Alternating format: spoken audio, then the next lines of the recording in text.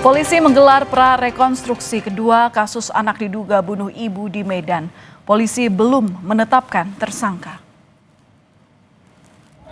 Pra-rekonstruksi digelar Polrestabes Medan secara tertutup di lokasi kejadian yang berada di Jalan Dwi Kora, Medan, Sumatera Utara. Kapolrestabes Medan, Kombes Jen Calvin Simanjuntak menyatakan ada 43 adegan yang diperagakan.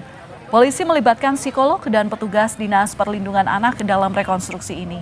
Dan hingga saat ini polisi belum menetapkan tersangka.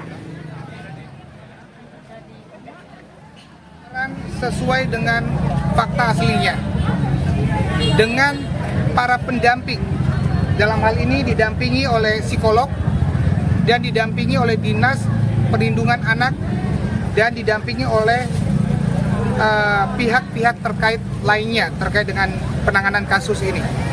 Ada beberapa barang-barang yang kami bawa untuk didalami. Sebelumnya, seorang remaja perempuan di Kota Medan, Sumatera Utara diduga membunuh ibu kandungnya. Korban ditemukan tidak bernyawa dengan kondisi mengenaskan di rumahnya di kawasan Medan Sunggal. Korban menderita luka senjata tajam dan dibawa ke Rumah Sakit Bayangkara Medan untuk diotopsi.